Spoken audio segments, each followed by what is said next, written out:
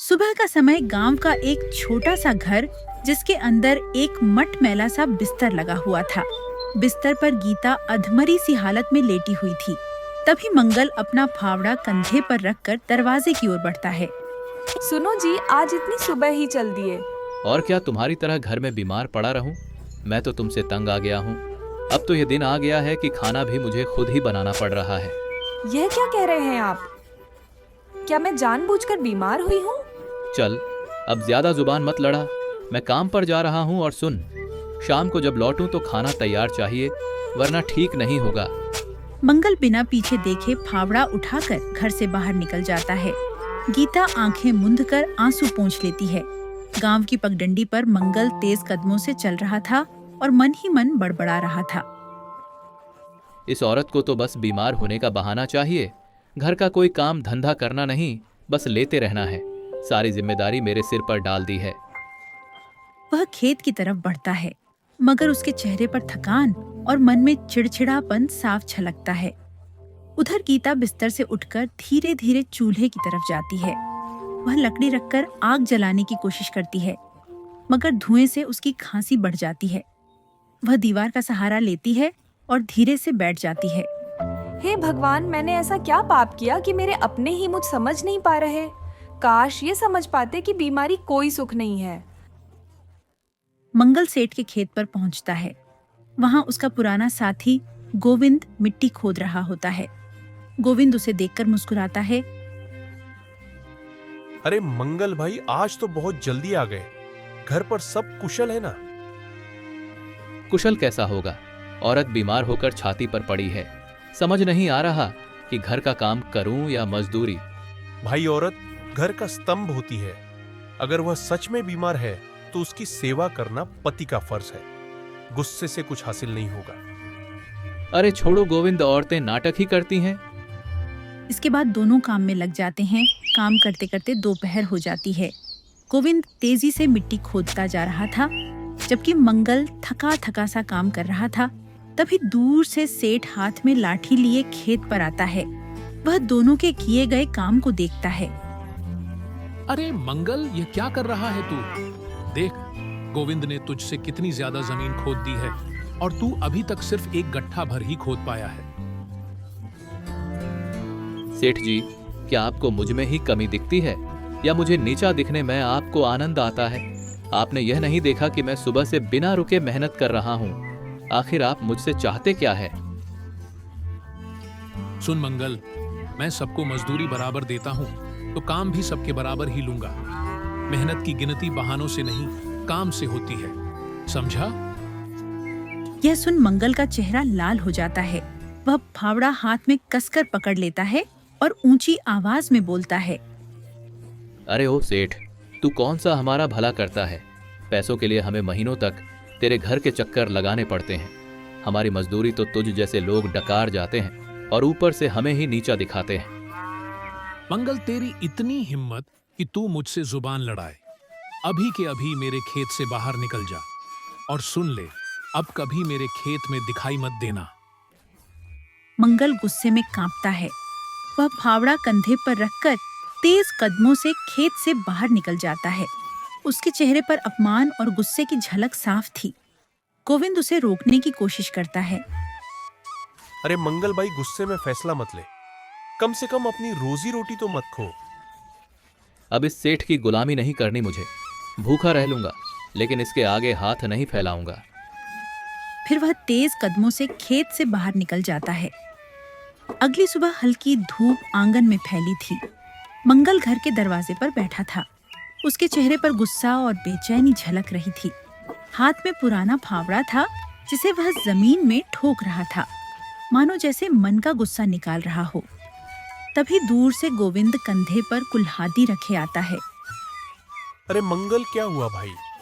तू अभी तक कल वाली बात को लेकर परेशान बैठा है। क्या करूं गोविंद, घर में बीवी ने परेशान कर रखा है और बाहर यह सेठ। लगता है जिंदगी जैसे मेरे खिलाफ हो गई है। अरे तू इतना मत सोच। चल दोनों जंगल चलते हैं। लकड़ी काटकर बेचेंगे तो कुछ पैसे मिल ही जाएंगे। सेठ के टुकड़ों पर क्यों जीना? ठीक कहता है तू, अब यही सहारा बचा है।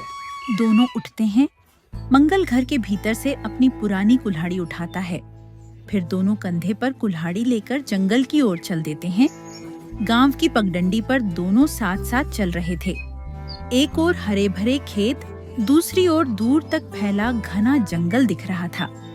देख, मंगल जंगल बड़ा है।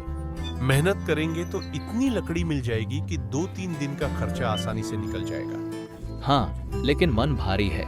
न जाने कब तक ये हालात यूं ही चलेंगे।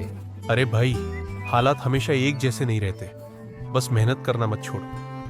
दोनों बातें करते करते जंगल की गहराई में पहुंच जाते हैं। जंगल के भीतर दोनों पेड़ों को देख परख कर लकड़ी काटने की जगह चुनते हैं। चलो इस पेड़ से शुरू करते हैं। हाँ, जल्दी काम शुरू करते हैं ताकि शाम से पहले गांव लौट सके। दोनों कुल्हाड़ी से पेड़ों की डालियां काटना शुरू करते हैं। थोड़ी देर बाद मंगल लकड़ी काटते काटते थक कर पास बैठ जाता है। तभी उसके कानों में जंगल से अजीब सी आवाज आती है। गोविंद, तूने सुना? ऐसा लगा जैसे किसी ने आवाज दी हो। कौन सी आवाज? अरे ये तो जंगल है। यहाँ हवा के साथ ना जाने कैसी कैसी आवाजें आती रहती हैं। तू चिंता मत कर। मंगल और गोविंद पेड़ों की डालियां काट रहे थे। तभी पीछे से एक दुबली पतली बूढ़ी औरत आती है। उसके बाल सफेद और कपड़े फटे पुराने थे। अरे बेटा जरा सुनो, क्या मेरे लिए भी थोड़ी लकड़ी काट दोगे? अरे बेटा, मेरी उम्र हो चुकी है। इस बूढ़े शरीर में अब ताकत कहाँ बची है कि मैं लकड़ी काट सकूं? अगर तुम मेरे लिए थोड़ी लकड़ी काट दोगे तो मैं उनसे अपने लिए थोड़ा खाना बना लूंगी। तो क्या हमसे पूछकर बूढ़ी हुई थी? खुद करो अपना काम। गोविंद मंगल की ओर हैरानी से देखता है। मंगल, ये तू क्या कह रहा है? सामने कोई असहाय खड़ा है और तू इस तरह बात कर रहा है। अरे गोविंद, तू नहीं जानता इन लोगों को। ये लोग हमें नौकर समझते हैं। एक बार मदद कर दे तो बार बार सिर पर चढ़ जाते हैं। गोविंद मंगल की बात अनसुनी करके बूढ़ी औरत के पास जाता है। अम्मा, मंगल दिल का बुरा नहीं है, बस हालात ने उसे कड़वा बना दिया है। आप चिंता मत करो, मैं आपको लकड़ी काट कर दूंगा। उसके चेहरे पर करुणा झलक रही थी। इसके बाद गोविंद लकड़ी काटना शुरू करता है। मंगल पास खड़ा गुस्से में देख रहा था। गोविंद, मेरे मना करने पर भी तू उस बूढ़ी औरत के लिए लकड़ी क्यों काट रहा है? अरे मंगल, तुम उस बूढ़ी औरत की उम्र नहीं देख रहे। इस उम्र में वह सब कैसे करेगी? अरे बूढ़ी है तो मर क्यों नहीं जाती? क्यों जी रही है बोझ बनकर? गोविंद उसकी बात को अनसुना कर लकड़ी इकट्ठा करता है। फिर उठाकर बूढ़ी औरत की ओर बढ़ता है। मंगल भी नाराज होते हुए उसके पीछे पीछे चलता है। जंगल के भीतर एक छोटी सी झोपड़ी थी। बूढ़ी औरत दोनों को उस झोपड़ी के पास ले जाती है। उसके चेहरे पर थकान थी, लेकिन आंखों में अपनापन था। बेटा, तुम्हारा धन्यवाद। क्या तुम इन लकड़ियों को मेरे घर के अंदर रख दोगे? अरे तुमसे इतना भी नहीं होता। मैं अच्छे से जानता हूँ, तुम लोगों को, भोले भाले लोगों को मूर्ख बनाकर खूब काम करवाती हो। नहीं बेटा, ऐसा नहीं है। मैं तो लोगों से उनके स्वभाव के अनुसार ही बात करती हूँ। जो जैसा होता है मैं वैसा ही बर्ताव करती हूँ। मंगल गुस्से में खड़ा था, लेकिन बूढ़ी औरत की शांत और विनम्र बातें सुनकर थोड़ी देर के लिए चुप हो जाता है। गोविंद लकड़ियां उठाकर झोपड़ी के भीतर रखता है। तभी उसकी नजर कोने में टंगी कई पुरानी और चमचमाती कुल्हाड़ियों पर पड़ती है। उनमें से एक कुल्हाड़ी सोने जैसी दमक रही थी। अरे अम्मा, आपके पास तो इतनी सारी कुल्हाड़ियां हैं और ये तो सोने की कुल्हाड़ी लग रही है। इतना सुनते ही मंगल तुरंत भीतर आ जाता है। उसकी आंखें लालच से फैल जाती हैं। वह सीधे सोने की कुल्हाड़ी पर नजर गड़ाता है और धीरे धीरे मन ही मन सोचता है। अरे वाह, यह तो सचमुच सोने की कुल्हाड़ी है। अगर यह मेरे हाथ लग जाए तो मुझे मजदूरी नहीं करनी पड़ेगी। अम्मा, ये इतनी सारी कुल्हाड़ी आपके पास कैसे आई? गोविंद, तुझे नहीं पता क्या यह कुल्हाड़ियां इस बूढ़ी ने तुझ जैसे लोगों को मूर्ख बनाकर ही इकट्ठी की होंगी। बूढ़ी औरत शांत भाव से मुस्कुराती है। उसकी आंखों में जरा भी क्रोध नहीं था। नहीं बेटा, ऐसा नहीं है। मुझे बचपन से ही लकड़ी काटने का शौक था, इसीलिए अलग अलग जगह से कुल्हाड़ियां इकट्ठी करती रही। इसी शौक के चलते मेरे पास यह सब है। गोविंद आदर से सिर हिलाता है, जबकि मंगल अविश्वास और लालच में कुल्हाड़ियों को घूरता रहता है। एक बात और बेटा, जब कोई मुझसे कुल्हाड़ी मांगता है तो मैं उसे कुल्हाड़ी दे भी देती हूँ। मंगल यह सुनकर चौंक जाता है। उसकी आंखें चमक उठती हैं। क्या सच में अम्मा, अगर मैं मांगू तो आप मुझे कुल्हाड़ी देंगी? क्यों नहीं बेटा, जरूर दूंगी। लेकिन अम्मा, मैंने तो आपकी कोई मदद भी नहीं की, फिर भी आप मुझे कुल्हाड़ी देंगी? बेटा, हर कोई अपना अपना कर्म करता है। तुमने जो किया वह तुम्हारा कर्म था, और जो मैं करूंगी वह मेरा कर्म होगा। यह सुन मंगल की बेचैनी और बढ़ जाती है। सोने की कुल्हाड़ी अगर मुझे मिल जाए तो मेरी किस्मत ही बदल जाएगी। बूढ़ी औरत कुछ पल चुप रहती है, फिर कोमल स्वर में समझती है। बेटा, अभी तो तुम्हारे पास अपनी कुल्हाड़ी है ना? जब सचमुच तुम्हें जरूरत होगी तब यह कुल्हाड़ी तुम्हें मिल जाएगी। सब कुछ समय आने पर ही मिलता है। मंगल झुंझला जाता है और मन ही मन सोचता है कि बूढ़ी उसे टाल रही है।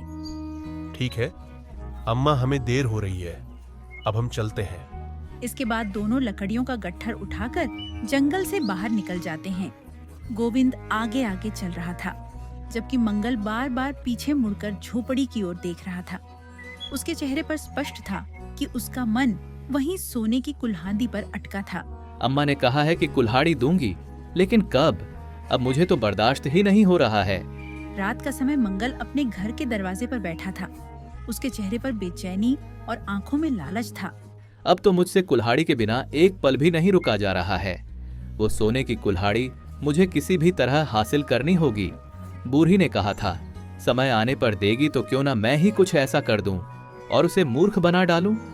तभी अचानक गीता दरवाजा खोलकर बाहर आती है। उसकी आंखें नींद से भरी थीं। अरे सोना नहीं है क्या? पूरी रात ऐसे ही दरवाजे पर बैठे रहोगे? घर में चैन क्यों नहीं मिलता तुम्हें? अरे तू क्यों मेरा दिमाग खराब करने चली आई? जाकर सो जा। मेरी मर्जी, मैं सोऊं या ना सोऊं। गीता गुस्से में उसका चेहरा देखती है, फिर बिना कुछ कहे अंदर चली जाती है। मंगल फिर से आसमान की ओर ताकता है और मन ही मन योजना बनाने लगता है। अगली सुबह सूरज निकलते ही मंगल अपने हाथ में अपनी पुरानी कुल्हाड़ी लेकर घर से निकल पड़ता है। उसका चेहरा दृढ़ और मन में चालाकी भरी थी। वह गोविंद के घर पहुंचकर जोर से आवाज लगाता है, गोविंद, ओ गोविंद, बाहर आ रे, तुझसे एक जरूरी काम है।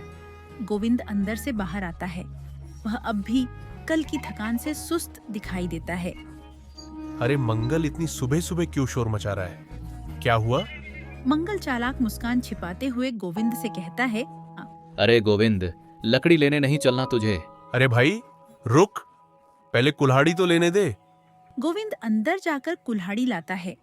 मंगल बाहर खड़ा मन ही मन मुस्कुराता है, जैसे कोई चाल दिमाग में पहले से ही पक्की कर रखी हो।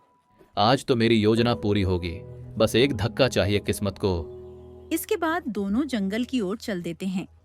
हवा पेड़ों से टकराकर सरसराहट कर रही थी। गोविंद थोड़ा धीमा चलता है, जबकि मंगल तेज कदमों से आगे बढ़ रहा था। अरे भाई मंगल, थोड़ा धीरे चल, इतनी जल्दी कहाँ की है? अरे भाई, घर में और भी काम है, समय बर्बाद करने से क्या मिलेगा? दोनों जंगल में पहुंचकर लकड़ी काटना शुरू करते हैं। कुल्हाड़ियों की ठक ठक की आवाज जंगल में गूंजती है। मंगल मन ही मन मुस्कुराते हुए अपनी योजना को अंजाम देने का मौका ढूंढता है। अचानक वह अपनी कुल्हाड़ी गोविंद की कुल्हाड़ी से टकरा देता है और अगले ही पल दोनों कुल्हाड़ियां बीच से टूट जाती हैं। अरे गोविंद, क्या तू आंखें मूंद करके कुल्हाड़ी चला रहा है? देख, दोनों की कुल्हाड़ियां टूट गईं। अरे ये क्या हो गया? मैं तो सावधानी से ही कुल्हाड़ी चला रहा था। ओ अच्छा, तू सावधानी से कुल्हाड़ी चला रहा था। यह सब तेरी गलती है। अब देख, हमारे पास काम करने लायक कुल्हाड़ी ही नहीं बची। गोविंद चिंतित खड़ा था, जबकि मंगल के चेहरे पर गुस्से के पीछे छिपा चालाकी का भाव चमक रहा था। दोनों की टूटी कुल्हाड़ियां जमीन पर पड़ी थी। अब मैं कैसे लकड़ियां काटूंगा? कैसे मेरे घर का गुजारा होगा? सब बर्बाद हो गया। गुस्सा मत कर मंगल, मैं मजदूरी करके तेरे लिए एक नई कुल्हाड़ी ले दूंगा। हाँ हाँ, तू तो अपने आप को बड़ा दानवीर समझता है। लगता है जैसे दुनिया का सारा भार तेरे कंधों पर है। तभी दूर खद्दी बूढ़ी दोनों को झगड़ता देख उनके पास जाती है। क्या हुआ बेटा, तुम दोनों क्यों झगड़ रहे हो? देखो ना अम्मा, इसने जानबूझकर मेरी कुल्हाड़ी तोड़ दी। नहीं अम्मा, मैंने तो कुल्हाड़ी सावधानी से चलाई थी, धोखे से टकरा गई। तुम दोनों इस प्रकार झगड़ो मत। आओ, मेरे साथ आओ। बूढ़ी दोनों को अपने साथ झोपड़ी में ले जाती है। झोपड़ी के अंदर दीवार पर टंगी अलग अलग कुल्हाड़ियां चमक रही थीं। सुनो बेटा, लो चुन लो, कौन सी कुल्हाड़ी चाहिए? मंगल की आंखें सीधे सोने की कुल्हाड़ी पर टिक जाती हैं। उसका चेहरा लालच से चमक उठता है। अम्मा, मुझे तो वो सोने की कुल्हाड़ी चाहिए, वही चाहिए बस। ठीक है बेटा, जाओ ले लो। मंगल सोने की कुल्हाड़ी उठाकर अपनी आंखों में चमक भर लेता है। बेटा गोविंद, तुम भी एक कुल्हाड़ी ले लो। नहीं अम्मा, मेरे पास अभी एक और कुल्हाड़ी है, मुझे जरूरत नहीं। बेटा, मेरी मर्जी से तुम भी एक कुल्हाड़ी ले जा सकते हो, यह मेरा आशीर्वाद होगा। गोविंद विनम्रता से सिर झुकाता है और एक कुल्हाड़ी उठा लेता है। मंगल जल्दी से बाहर निकलता है, जैसे उसे अब कोई और बात सुनने की फुर्सत नहीं। दोनों बूढ़ी औरत को धन्यवाद कहकर घर की ओर लौटते हैं। मंगल के चेहरे पर उत्साह और आंखों में लालच तैर रहा था। अब मैं इस सोने की कुल्हाड़ी को बेच दूंगा, इससे मेरे पास ढेर सारे पैसे आ जाएंगे, फिर मुझे जिंदगी भर काम करने की जरूरत नहीं पड़ेगी। इसके बाद दोनों गांव पहुंचते हैं। मंगल दौड़ते हुए अपने घर पहुंचता है। अंदर घुसते ही वह सोने की कुल्हाड़ी को कोने में रख देता है। अब तो मेरी किस्मत ही बदल जाएगी। लेकिन अगले ही पल वह सोने की कुल्हाड़ी धीरे धीरे चमक होने लगती है और देखते ही देखते वो कुल्हाड़ी पूरी तरह गायब हो जाती है। अरे ये क्या हो गया? भला ये कुल्हाड़ी कहाँ गायब हो गई? उस बुढ़िया ने मुझे धोखा दिए, उसे तो मैं छोड़ूंगा नहीं। मंगल गुस्से में ओस बुढ़िया की ओर जाने लगा। हर बराहट में उसका पैर फिसल जाता है और वह जमीन पर गिर पड़ता है। यह सब उस बुड्ढी का किया धरा है, उसी ने मेरे साथ यह सब किया है। आज मैं उसे नहीं छोड़ूंगा। मंगल घायल तेजी से जंगल की ओर दौड़ता है। उसके चेहरे पर गुस्सा और आंखों में नफरत झलकती है। जहाँ भी मिलेगी आज उस बुड्ढी को सबक सिखाऊंगा। वह जैसे ही जंगल में झोपड़ी वाली जगह पर पहुंचता है तो वहां से झोपड़ी गायब होती है। चारों ओर बस पेड़ों की सरसराहट थी। अरे ये झोपड़ी कहाँ गई और वो बुड्ढी कहाँ गई? अरे ओ गई, सामने आ, तूने मेरे साथ ये क्या किया? वह जोर जोर से चिल्लाता है और फिर जमीन पर बैठकर फूट फूट कर रोने लगता है। अचानक पीछे से एक धीमी आवाज आती है। क्या हुआ मंगल, मुझे ढूंढ रहे हो? मंगल पलटकर देखता है। बूढ़ी औरत शांत खधी थी। उसके चेहरे पर मुस्कान थी, लेकिन आंखों में गहरी गंभीरता। तुमने मेरे साथ ऐसा क्यों किया? मैंने तुमसे सोने की कुल्हाड़ी मांगी थी और तुमने मुझे वो छीन ली। नहीं मंगल, यह मैंने नहीं किया। यह सब तेरे कर्मों का फल है। जो जैसा करता है वैसा ही फल पाता है। तो क्या गोविंद को उसके कर्मों का फल नहीं मिलेगा? क्यों नहीं, गोविंद को भी उसका फल मिल चुका है। गोविंद अपने घर पहुंचता है। वह साधारण लोहे की कुल्हाड़ी दीवार के पास रख देता है। अगले ही पल कुल्हाड़ी चमकने लगती है और ढेर सारे सोने चांदी के गहनों में बदल जाती है। गोविंद की आंखें आश्चर्य से फैल जाती हैं। अरे ये क्या, इतना सारा सोना? मुझे लगता है ये सब उन अम्मा का आशीर्वाद है। धन्यवाद अम्मा, आपका बहुत बहुत धन्यवाद।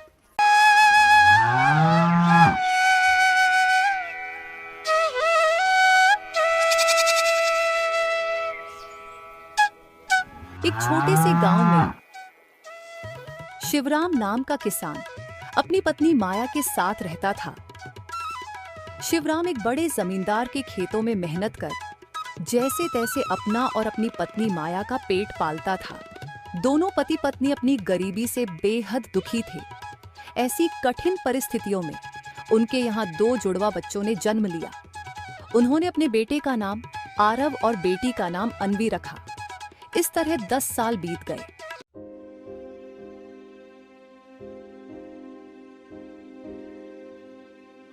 एक दिन जब शिवराम खेत से काम खत्म करके अपने घर लौटा तो उसने देखा कि उसके दोनों बच्चे घर के बाहर खड़े होकर रो रहे हैं। बच्चों को रोता देख शिवराम दोनों बच्चों से बोला, क्या हुआ बच्चों, तुम दोनों रो क्यों रहे हो? पिताजी, ना जाने माँ को क्या हो गया है। वो कुछ बोल नहीं रही हैं और उनका शरीर बहुत तेज गर्म हो रहा है। शिवराम जल्दी से दोनों बच्चों को घर के अंदर लेकर गया। उसने अपनी पत्नी माया का हाथ पकड़कर देखा। बच्चों, तुम्हारी माँ को तो बहुत तेज बुखार हो रहा है। तुम दोनों उनका ख्याल रखना, मैं अभी हकीम को बुलाकर लाता हूँ। फिर शिवराम हकीम को बुलाने के लिए जाता है। और उनको लेकर आता है।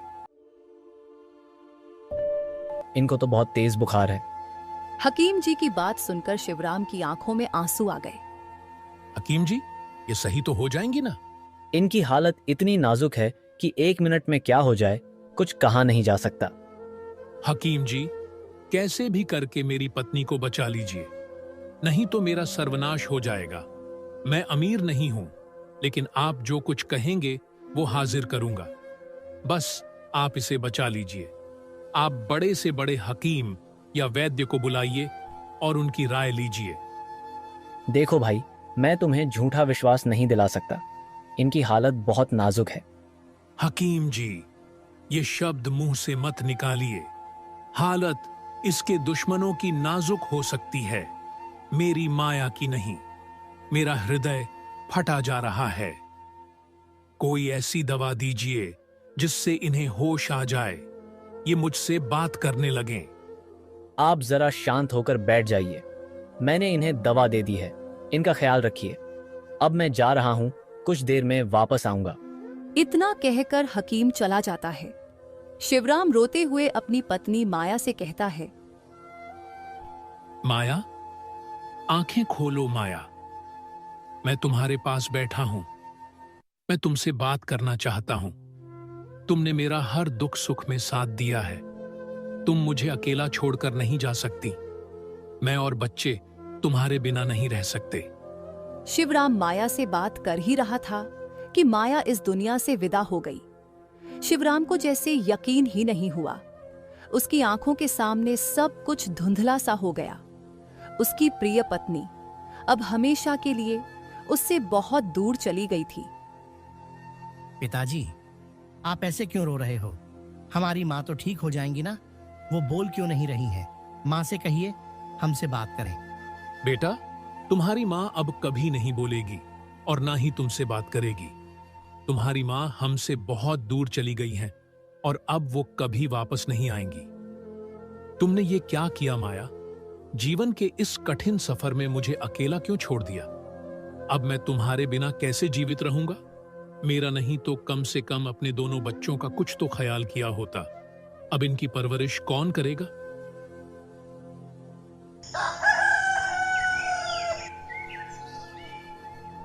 यूं ही कुछ दिन बीत जाते हैं। अब शिवराम जमींदार के खेत में दिन भर बदन तोड़ मेहनत करता, फिर अपनी मजदूरी लेकर शाम को घर वापस लौटता। घर आकर भूखे प्यासे बच्चों के लिए खाना बनाता। एक दिन जब उसने अपने बच्चों को खाना खिलाकर सुला दिया तो वो चारपाई पर लेटकर सोचने लगा, आज तो मेरा अंग अंग दर्द कर रहा है। दर्द से शरीर टूटता जा रहा है। हे ईश्वर, मुझे हिम्मत दे जिससे मैं अपने दोनों बच्चों का सही तरीके से पालन पोषण कर सकूं। दिन रात काम करने की वजह से शिवराम का स्वास्थ्य खराब रहने लगा। एक दिन उसका दोस्त शंकर उससे मिलने आया और बोला, भाई शिवराम, ऐसे कैसे तुम्हारे जीवन की नया चलेगी? बिना मां के बच्चों को तुम कब तक इस प्रकार खाना बनाकर खिलाते रहोगे? अगर तुम इसी प्रकार दिन रात खेत में काम करते रहे तो तुम जल्द ही बीमार पड़ जाओगे। शिवराम भाई, मेरी मानो, तुम दूसरा विवाह कर लो। दूसरा विवाह करने से कम तुम्हारे बच्चों की परवरिश की चिंता दूर हो जाएगी और तुम्हें घर के कामों से भी राहत मिल जाएगी। नहीं नहीं भाई, मैं दूसरा विवाह कभी नहीं करूंगा। पता नहीं सौतेली मां आकर मेरे दोनों बच्चों के साथ कैसा व्यवहार करेगी। तुम्हारे मन की बात मैं समझ सकता हूं शिवराम, लेकिन तुम अकेले घर बाहर का काम नहीं कर सकते। क्या तुम नहीं चाहते कि तुम्हारे बच्चे सुखी रहें और स्वस्थ रहें? शंकर, मैं जानता हूं कि तुम मेरे भले के लिए ही कह रहे हो, लेकिन मुझे अपनी पत्नी की याद आती है। उसने मेरे लिए जो किया मैं वो कभी भूल नहीं सकता। मैं अकेले ही अपने बच्चों को संभाल लूंगा। शिवराम, कभी कभी हमें अपने पुराने दर्द को पीछे छोड़कर जीवन में आगे बढ़ना होता है। बच्चों के लिए और अपने लिए तुम्हें यह कदम उठाना जरूरी है। ठीक है शंकर, मैं इस बारे में सोचूंगा।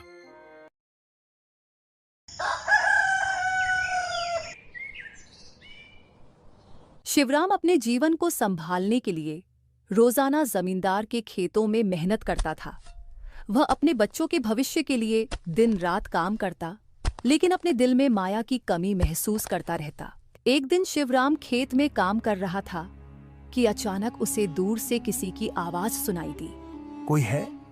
प्यास प्यास बुझाओ। शिवराम चौंका और इधर-उधर देखने लगा। उसने आवाज की दिशा में भागना शुरू किया। कुछ ही देर बाद उसने देखा कि एक बूढ़े साधु बाबा जमीन पर गिरे हुए हैं। उनके होंठ सूख चुके थे और वे कमजोर लग रहे थे। शिवराम ने अपने घड़े का पानी साधु बाबा को पिलाया। बाबा ने पानी पिया और थोड़ी देर में उनकी हालत बेहतर हो गई। बेटा, तुमने मेरी जान बचाई है। मैं तुम्हारा आभारी हूँ। बोलो, तुम्हारी क्या इच्छा है? मैं तुम्हें आशीर्वाद दूंगा। बाबा, मेरी पत्नी माया को वापस ला दीजिए। मेरे बच्चे उसकी कमी में टूट रहे हैं। मैं अकेला सब नहीं संभाल पा रहा। तुम्हारी भक्ति और प्रेम को देखकर मैं तुम्हारी इच्छा पूरी करूंगा, लेकिन ध्यान रखना, ये वरदान केवल सच्चे प्रेम और विश्वास से काम करेगा। ये लो, ये दिया।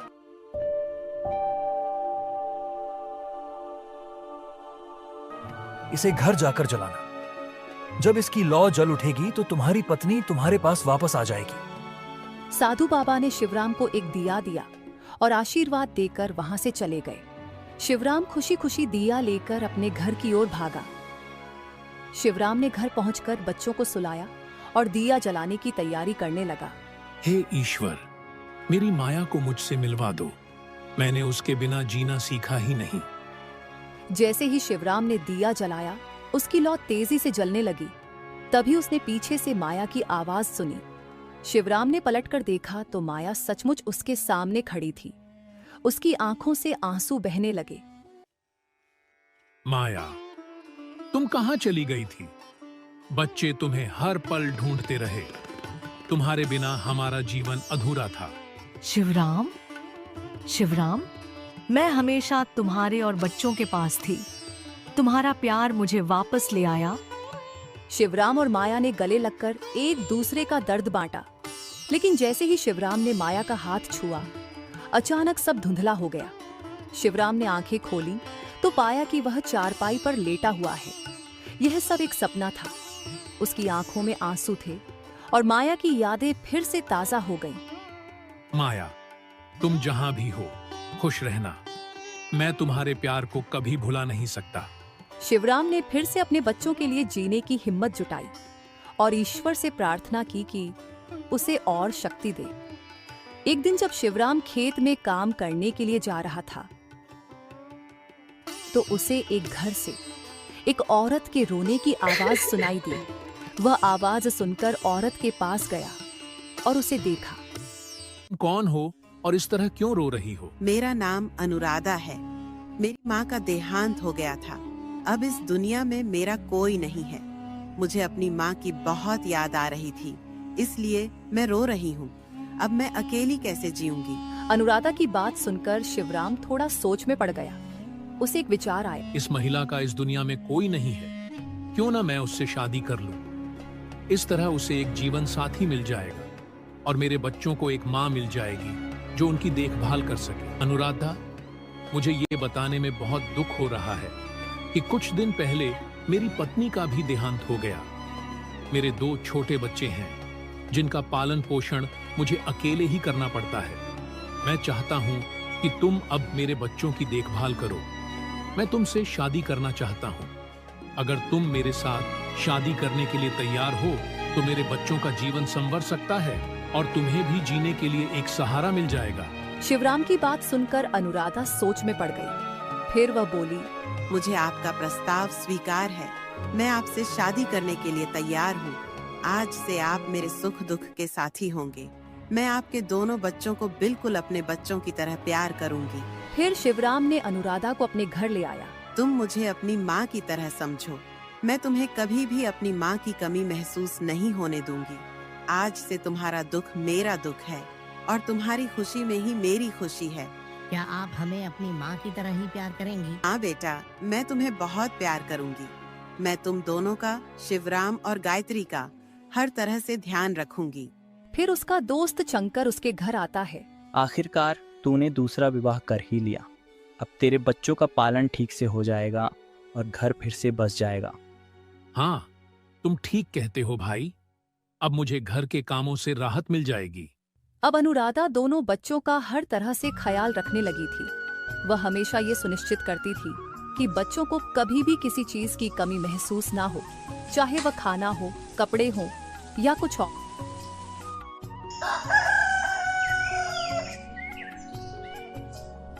कुछ दिन और बीत गए। अनुराधा ने एक सुंदर बच्ची को जन्म दिया। शिवराम अपनी बेटी को देखकर बहुत खुश हुआ और उसका नाम ज्योति रखा। लेकिन ज्योति के जन्म के बाद अनुराधा का पूरा ध्यान सिर्फ अपनी बेटी पर ही केंद्रित हो गया। उसने धीरे धीरे यशवंत और गायत्री का ख्याल रखना लगभग छोड़ दिया।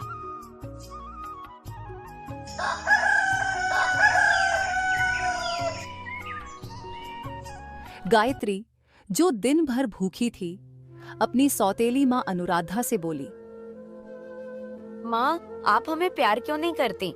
क्या हमसे कोई गलती हो गई है? बस चुप हो जाओ। हर वक्त खाने के लिए मत रोया करो। मुझे अपनी बेटी ज्योति से फुर्सत नहीं है। गायत्री यह सुनकर चुपचाप चली गई। शाम को जब शिवराम घर आया तो यशवंत और गायत्री उसके पास पहुंचे।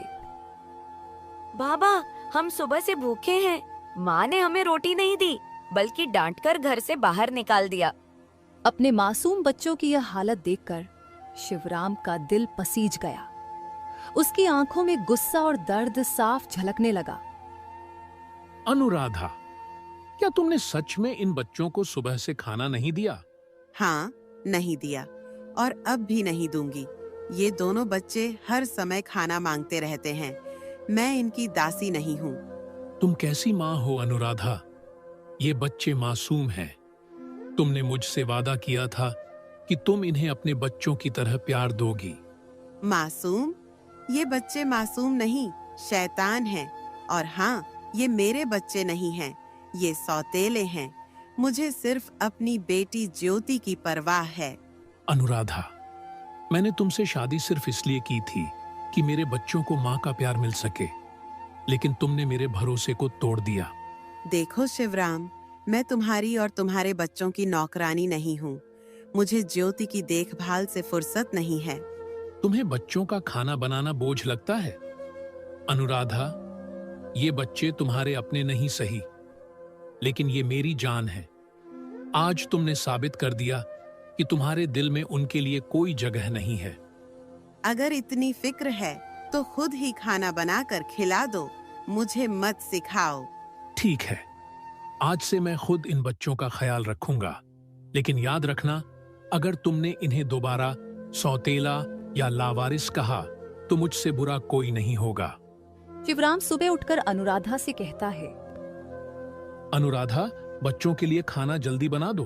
मुझे काम पर जाना है और वो भूखे नहीं रह सकते। ठीक है, बना देती हूँ, उनके लिए खाना भिजवा दूंगी। शिवराम यह सुनकर चला जाता है। अनुराधा खाना बनाती है और यशवंत और गायत्री को बुलाकर कहती है, एक काम कर, तुम ये खाना इन दोनों से भेजवा दो। इन्हें रास्ता नहीं पता, ये उधर ही भटक जाएंगे और मैं यहाँ अकेले अपनी बेटी के साथ रहूंगी। सुनो, ये खाना ले जाओ और जंगल के रास्ते से अपने पिताजी को दे आओ। उन्हें भूख लगी होगी।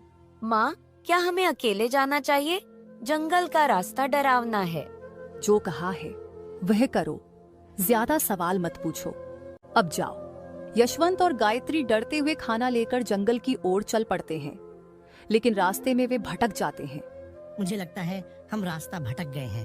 अब क्या करेंगे? हाँ भैया, मुझे भी ऐसा ही लग रहा है। हमें अब क्या करना चाहिए? हम किसी से मदद मांगते हैं, अगर कोई मिल जाए तो। दोनों बच्चे इधर उधर देखते हैं, लेकिन जंगल में कोई दिखाई नहीं देता। तभी दूर से उन्हें एक छोटा सा घर नजर आता है। वे दोनों जल्दी जल्दी उस घर की ओर बढ़ते हैं, आशा करते हुए कि वहां से उन्हें मदद मिलेगी। दादाजी, हम रास्ता भटक गए हैं, क्या आप हमारी मदद कर सकते हैं? तुम्हारी मदद करूंगा, लेकिन पहले तुम्हें थोड़ा काम करना होगा। अपनी बहन को यहीं छोड़ जाओ, मैं उसका ख्याल रखता हूँ। तुम जंगल से कुछ लकड़ियाँ काट कर लाओ, उसके बाद हम सब साथ चलेंगे। यशवंत डरते हुए सहमत हो जाता है। वह कुल्हाड़ी लेकर लकड़ियां काटने निकलता है। जंगल में वह एक साधु बाबा को बैठे हुए देखता है। साधु बाबा उसे पास बुलाते हैं।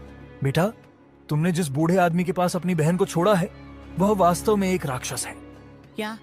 मुझे नहीं पता था। बाबा जी, मेरी मदद कीजिए। तुम जल्दी जाओ और अपनी बहन को वहां से बचाकर ले आओ, उससे पहले कि कुछ अनहोनी हो। यशवंत बिना देरी किए वापस लौटता है। वहां पहुंचकर वह देखता है कि गायत्री डरी सहमी खड़ी है और बूढ़ा आदमी गुस्से से देख रहा है। आप मेरी बहन को छोड़ दीजिए, हमें यहाँ से जाने दीजिए। अब तुम दोनों यहाँ से नहीं जा सकते, तुम मेरे शिकार हो। यशवंत घबराता नहीं। वह अपनी बहन का हाथ पकड़कर भागने की कोशिश करता है। बूढ़ा आदमी उन्हें रोकने की कोशिश करता है, लेकिन दोनों किसी तरह वहां से भाग निकलते हैं। इधर शिवराम अनुराधा को फोन करता है। अनुराधा, बच्चों का खाना अभी तक क्यों नहीं पहुंचा? मैंने तुम्हें भेजने को कहा था। मैंने तो उन्हें जंगल के रास्ते से भेज दिया था। तुमने बच्चों को अकेले जंगल में क्यों भेजा? उन्हें रास्ता भी ठीक से नहीं पता। अगर कुछ हो गया तो? शिवराम गुस्से में जंगल की ओर बच्चों को ढूंढने निकलता है। कुछ देर बाद वह दोनों को भागते हुए देखता है। शिवराम उनकी ओर दौड़ता है और उन्हें गले लगा लेता है। क्या हुआ बच्चों? तुम दोनों ठीक हो? बाबा, वह बूढ़ा आदमी राक्षस था, उसने हमें मारने की कोशिश की। तुम दोनों अब सुरक्षित हो, चलो घर चलते हैं। शिवराम बच्चों को लेकर घर लौटता है। वह अनुराधा को उनकी लापरवाही के लिए डांटता है और बच्चों की सुरक्षा को लेकर सख्त हो जाता है। तुमने मेरे बच्चे को अकेले क्यों भेजा? तुम्हें पता है ना कि जंगल का रास्ता कितना खतरनाक है, फिर भी तुमने उसे भेज दिया। मैं कुछ नहीं कर सकती शिवराम, मुझे लगा था कि वह सही रास्ता पकड़ लेगा। शिवराम का गुस्सा और बढ़ जाता है। वह उसकी ओर बढ़ता है और जोर से बोलता है। तुम्हें लगता है कि बच्चों को इस तरह अकेला भेज देना आसान है? तुम कैसे माँ हो? क्या तुम नहीं समझती कि उन्हें खतरे में डाल रही हो? तुम हमेशा मुझसे ऐसा ही उम्मीद करते हो, पर मैं क्या कर सकती हूँ? मैं अकेले सब नहीं संभाल सकती। शिवराम का गुस्सा अब पूरी तरह से फूट पड़ता है। वह अनियंत्रित होकर बोलता है, यह सब बर्दाश्त नहीं किया जा सकता। तुमने मेरे बच्चों के साथ जो किया वह कभी माफ नहीं किया जाएगा। अब तुम इस घर में नहीं रह सकती। अनुराधा चौंकी हुई, घबराई हुई और आंखों में आंसू लिए खड़ी है। शिवराम उसकी ओर देखता है, उसकी स्थिति को नजरअंदाज करता है और कठोरता से कहता है, तुम इस घर से बाहर जाओ। अनुराधा, मैं बच्चों की जिम्मेदारी अब खुद लूंगा। तुम्हारे लिए इस घर में कोई जगह नहीं है। तभी पास में खड़ी गायत्री अपने पापा से बोलती है, पापा, माँ को छोड़ दो, इस बार माफ कर दो इन्हें। आखिर इनका भी कौन है अब हमारे बिना, और हमारी एक छोटी बहन भी तो है। देखा अनुराधा, जिसे तुम हमेशा नफरत करती हो वो तुमसे कितना प्यार करती है। और मैं तुम्हारे लिए ये सब इसलिए कर रहा था ताकि तुम्हारी जिंदगी सुधर जाए, हमारी जिंदगी सुधर जाए। मुझे माफ कर दो, इस बार मैं सच में बदलाव लाऊंगी। आगे से कभी ऐसी गलती नहीं करूंगी। जो राम अपनी बेटी और बेटे को देखकर अनुराधा को माफ कर देता है। तब से लेकर अब तक अनुराधा बहुत अच्छे से रहती है और सबका ख्याल रखती है। घर में एक नई शुरुआत होती है, जहां प्यार और समझदारी का वास होता है और परिवार फिर से एक साथ खुशहाल रहता है। अगर आप यहाँ तक देख रहे हैं